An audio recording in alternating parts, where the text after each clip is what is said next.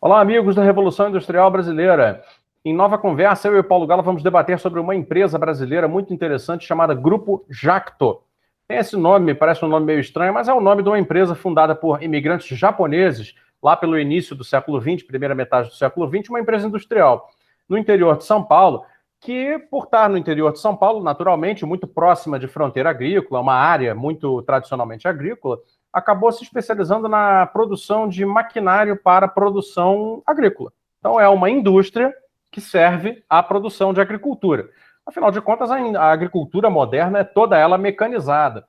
De sorte que quando o agronegócio faz a sua propaganda dizendo que ele é tudo, que ele é isso, que ele é aquilo, na verdade ele é muito dependente das soluções industriais, tanto da parte da mecanização, da parte grossa, né, equipamentos pesados, como também da parte fina, ou seja, químicas, agroquímica, defensivos e etc. Além de toda uma engenharia muito nascida nos estudos industriais para fazer a organização, a produtividade da terra e etc.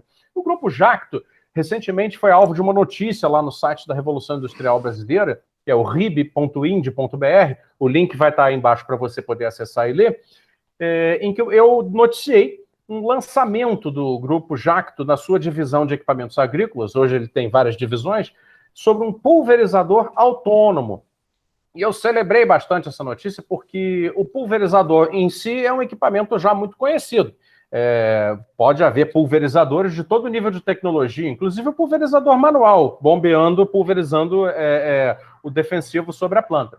Ocorre que esse é um pulverizador autônomo, ele é autopropelido, ele é capaz de se movimentar sozinho pelas plantações, sem piloto, sem operador. Então, existe uma pré-programação computadorizada que é inserida dentro do pulverizador. Eles podem trabalhar em conjunto, ou seja, várias unidades podem trabalhar com distâncias pré-programadas, então eles se locomovem um fazendo sensoriamento do outro, e a atividade de pulverização é feita de maneira controlada, de acordo com um programa, e sensores instalados dentro da máquina percebem onde tem massa folhosa e onde não tem. Daí eles fazem, então, a leitura de onde pulverizar e onde não pulverizar e em que quantidade.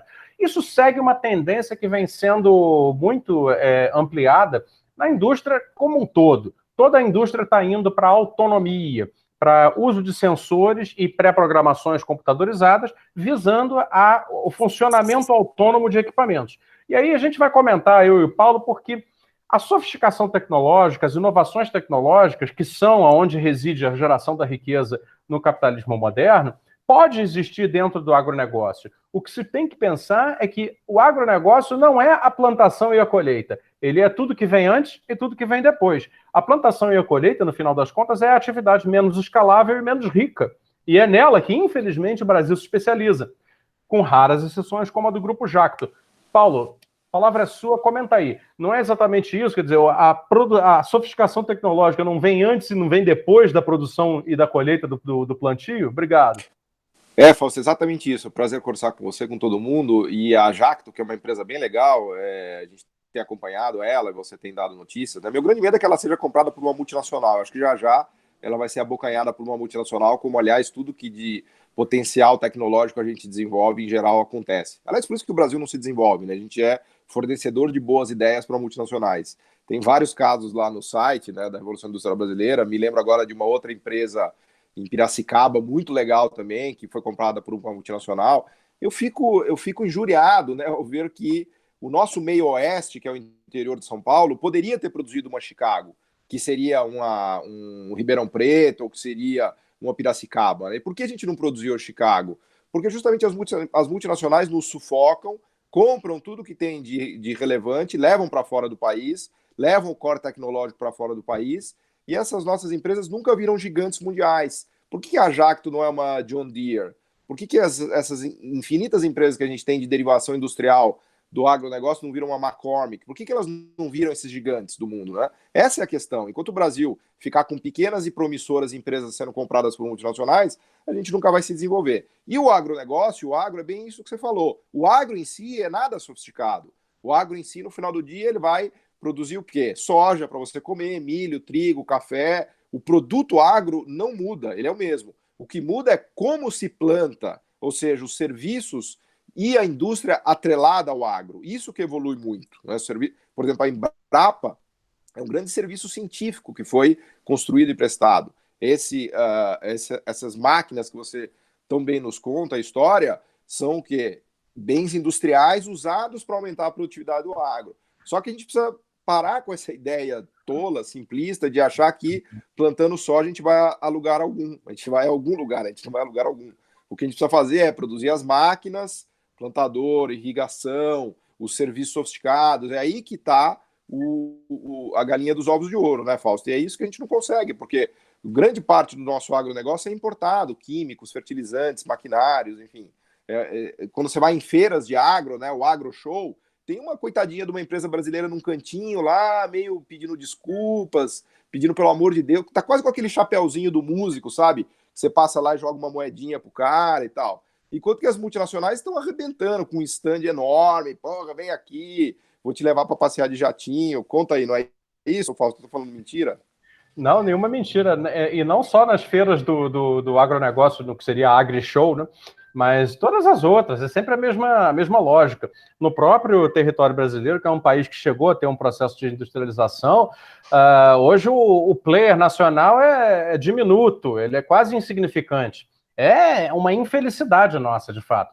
O que acontece é exatamente isso que você falou, na questão da agricultura brasileira, tão grande, tão ampla, tão poderosa. Ora, ela teria capacidade de gerar demanda, não só a demanda de compra direta, mas a demanda de longo prazo, a demanda de dizer, olha, a produtividade daqui a tantos anos será tamanha que nós podemos encomendar desde já soluções para essa produtividade futura e fazer essas encomendas tecnológicas às empresas nacionais, como a Jacto, já pensando para daqui a 20, 30 anos. É como fazem as agriculturas modernas dos países que são potências agrícolas, mas que utilizam essa capacidade para gerar potência industrial, porque todo mundo sabe que é na potência industrial que está o desenvolvimento e a manutenção do desenvolvimento.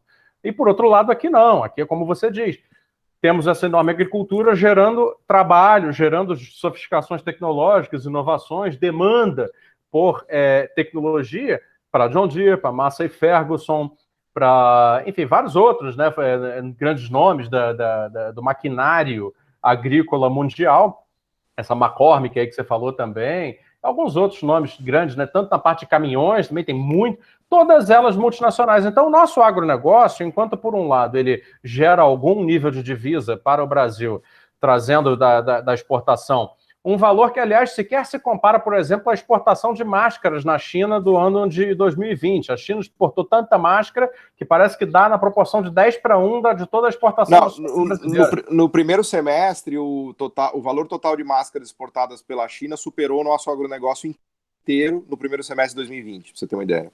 Pois é, era essa estatística que eu estava querendo me lembrar. Então você veja aí, você que está nos ouvindo, em um semestre, tudo bem que foi um semestre de pandemia, o produto foi sobredemandado. Mas é um produto, nós estamos falando de um produto contra um sistema do agronegócio inteiro. E mais do que um produto apenas, estamos falando de um produto que é uma máscara. Ou seja, apenas com máscara, em um semestre, um país consegue vender mais no comércio internacional do que todo o agronegócio brasileiro no ano. Bom, isso deveria ser o suficiente para explicar por que esse país não consegue sair dessa miséria. Bom, o agronegócio brasileiro, né, se configurando dessa maneira, gera, portanto, muito mais riqueza, apesar dessas poucas divisas que gera para a economia doméstica, e aí sim gera para a Suécia, para os Estados Unidos, para a Inglaterra, que é de onde se compram esses grandes equipamentos, que é de onde se compram os fertilizantes químicos, todos os defensivos e os remédios veterinários, etc, etc. Então fica clara, né, a disjuntiva da nossa dependência. O Brasil, na sua eterna dependência econômica, está se auto-boicotando no progresso, no desenvolvimento, dado que não consegue estabelecer o centro de desenvolvimento tecnológico no seu próprio território. É um comprador de tecnologia, ao invés de ser um produtor de tecnologia. Salvo raríssimas exceções que não conseguem ganhar a escala. Não é isso, Paulo? Perfeitamente, exatamente isso. Faustão Jacto é simbólico da nossa esperança, mas não é representativo da nossa realidade, né? Perfeitamente, excelente síntese. Muito bem, com essa ótima síntese socratiana do Paulo, a gente se despede. Pessoal, assine aí a Revolução Industrial Brasileira, o site é rib.ind.br, e o Paulo você conhece muito bem, o canal dele no YouTube, e também o site paulogala.com.br. Até uma próxima, pessoal. Obrigado.